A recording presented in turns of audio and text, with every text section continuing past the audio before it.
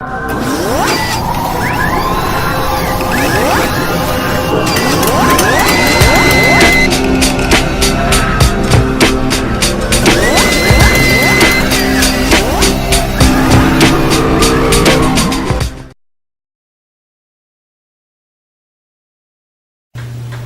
I'm Jonathan Shershan, and today's Friday the 13th. Friday the 13th is always a day that causes fear and anxiety to a lot of people. Some people are so paralyzed by the fear that they avoid their daily routine. Hey, I thought I was the real Jonathan Shershan. Who are you? No, don't listen to this guy. I'm the real Jonathan Shershan. No, I'm the real Jonathan Shershan. You already know that. I'm the real Jonathan Shershan. Anyways, and now the news.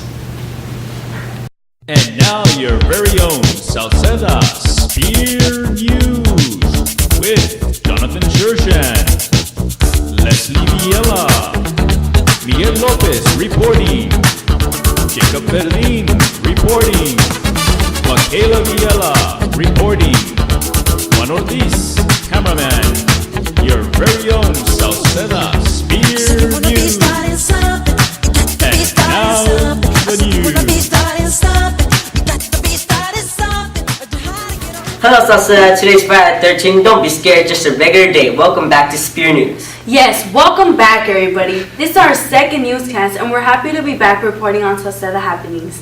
Today we'll cover Showstopper news, the upcoming Star Tutoring. We'll interview two guys that you just don't want to meet, and we'll report on Seminole sports. But before we continue, we want to welcome a very talented person to our Spear News team. Zed Garza, welcome.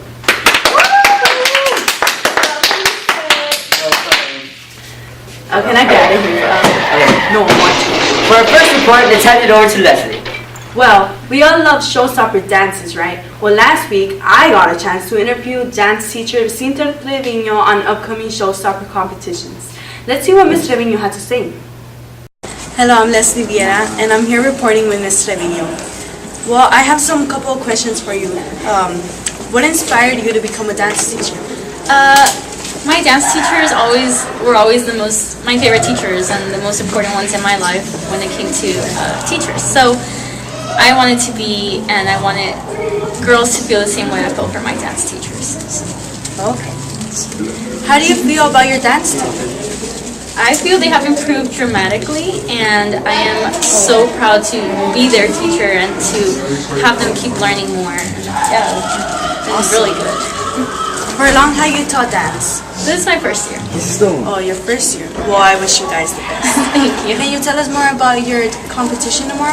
Yes, we'll be having a competition tomorrow at South Padre Island, and it will be the whole day long. They've been working for this for about, I don't know, a few months. Right after football season, we started working for competition, and I'm hoping they're going to do really good. That's it. I can see you then. Okay, well there you have it, folks. I wish you guys luck tomorrow. Thank you. Thank you very much.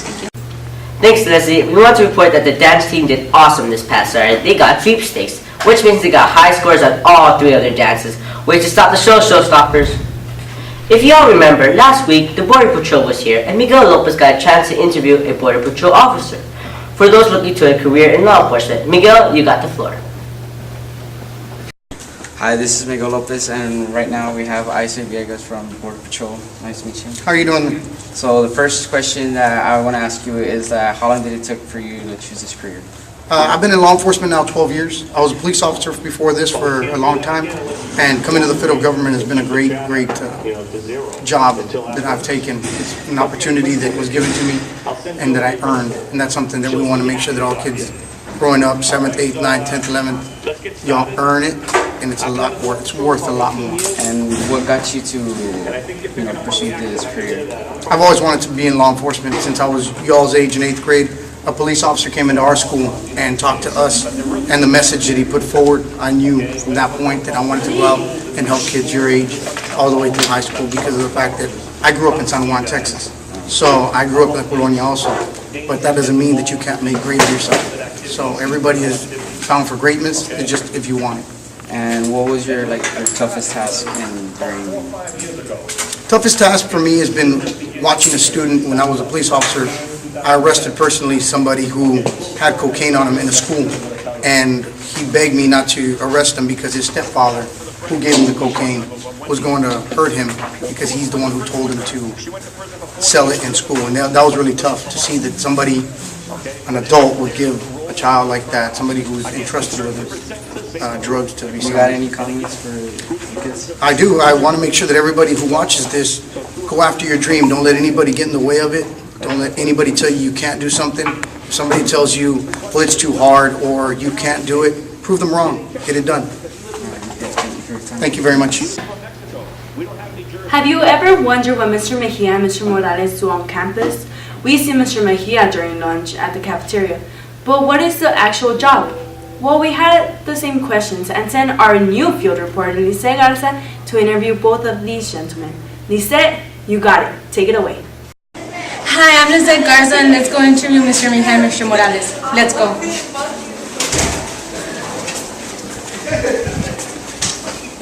Go. Hi, I'm Lisette Garza, and I'm here with two of our most favorite persons, Mr. Mejia and Mr. Morales. Okay? I'm going to ask you guys a few questions, okay? All right. Okay. What do you do here at campus, Mr. Mejia?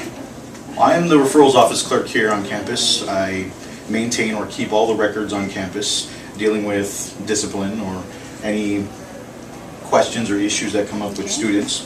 That's what I do. Mr. Morales? Okay. I'm the truancy officer. When students get unexcused tardies or unexcused absences, I send letters to the parents, I talk to the students, and if they get sent to court, then I monitor their community service hours. What can students expect if they have to meet with you? Well, when students meet with me, my job is to find out or just assume the reason or find out the reason why they're here. And then I give that information to the principals or the administrators who go ahead and deal with the issues. Mr. Morales? Okay. Well, whenever I meet with students, I talk to them about why they're tardy, why they're absent. I get them to sign a form that I spoke with them, and if they have to do community service hours, then I have to make sure that they're cleaning up the building or others, other things. What is the best way for students to avoid having to meet with you? Well, the best way is basically just to follow the rules. I mean, they're set there in place for their safety, for the safety of the teachers, and just for general wellness as far as the campus is concerned. Mr. Morales? Okay. Just turn in your excuses. Whenever you're absent or tardy, turn them in. Turn them in within 3 days, because if you don't, then they're not going to count. You turn them into the attendance office with Ms. Martinez. Well, that's all we have for today. It was a pleasure interviewing you. Likewise. Thanks. Now back to you.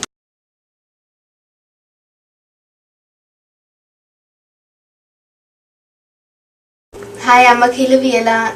I'm here with Ms. Regalado. I came to ask her 3 questions. The first one is, Ms. Regalado, what is it that you do here at the campus? Hi, Michaela. I do many things here at Sauceda Middle School. My title is Dean of Instruction. One of my roles is to make sure that every student has opportunity to be successful here on campus. Also make sure that every teacher on campus has the appropriate training so that they can support students during instruction. I also make sure that every student takes the appropriate exam during the appropriate days that the state requires. Right now we are going to roll out our tutorial program, so I also assist with making sure that students have opportunity to relearn and teachers are reteaching everything they've been teaching since the beginning of the school year. The second question is, Ms. Regalado, we wanted to ask you what are the interventions and tutoring the students will be doing all about? Our intervention and tutorial program will begin February the 5th, which is tomorrow, Friday, and we will have students during the day. We'll be changing our schedule. It'll be first period, all students will go to first period, then intervention period, third period, second period, and the rest of the day.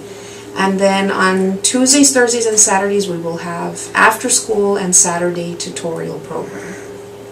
For 6th, 7th, and 8th graders, we'll start with 8th grade after school in February, and then closer to April we'll start with 6th and 7th grade after school and on Saturdays. The last question is, what are the possible rewards for this? Well, of course, Michaela, we want all students to be successful, and internally their reward will be that they are prepared and ready to enter high school so that they can hopefully graduate and enter post-secondary education, college, or vocational school. But we know that since we're middle school students here, we know that they want something tangible, they want a reward, they want to be celebrated. So at this point, we will have a committee with the principal and teachers, counselors to get together and make a decision on what ways we can celebrate our students for being successful here on campus and participating during the intervention and tutorial program. Thank you. And that's it. Thank you, Michaela. Finally today, we have our sports highlights. On Tuesday, we had the exciting basketball and soccer games. This week, we really put Lizette to work. Lizette, let's have it. So Julian, how do you think today's game is going to go? It's going to go pretty dangerous. I feel like I feel pride in myself that we're going to do this. I think we're going to do a pretty good job. So welcome guys, here we have Jonathan Martinez, 8th grade basketball team. So John, how do you think today's game is going to go? I honestly don't know. Okay, so my name is Garza, and here today I'm going to interview Coach Arriaga. So what did you think about today's game? I thought today's game went not as planned, but without a doubt, a lot of room for improvements for our team. What improvements would you make for future games? I would just make sure our kids practice the fundamentals. I believe if we improve in the fundamentals, we'll have a lot more of a better opportunities to win some games. What did you think about your competition? Our competition was good. I mean, our competition, which was Mercedes, they're a very good team, and they came to play today, and we just fell short, so we lost. But I feel confident that our guys will improve, and we'll have a better success in the upcoming games. Well, thank you very much. It was a pleasure interviewing. Here we have Ernie from the 8th grade basketball team. Ernie, how do you think today's game went? It was bad. We lost pretty bad. You know, Because we lost. Here we have Adam, who is from the 8th grade basketball team. Adam, how do you think today's game went? Terrible. Just terrible. What do you think the team needs to work on? We just need to practice more. Here we have Enrique from the 8th grade basketball team. Enrique, how do you think today's game went? You know, Shashan, I don't think it went that good because we could have done a lot better. Yeah, like as Seminoles, we are the best in the world. Like, you know, we could have done a lot better. Well, that's all we have for this week. But do you like cumbias, pop, hip-hop, rancheras, and bachata? Well, don't forget Team A3 is sponsoring a dance which will be tonight. What, tonight? Yes, tonight. Like at 6 p.m. tonight? Yes. So dress to impress and come on down to the Valentine stands. Tickets are $6 at the door, but buy them beforehand at $5 singles and $8 couple. Well, Leslie, that's it. We want to thank everybody for watching. Get back to work, do well, and have a great day. Hasta la vista, baby. Sayonara, everybody. We'll see you again in 2 weeks.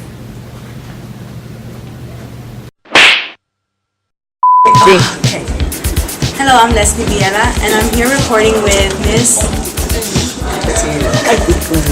Oh, okay.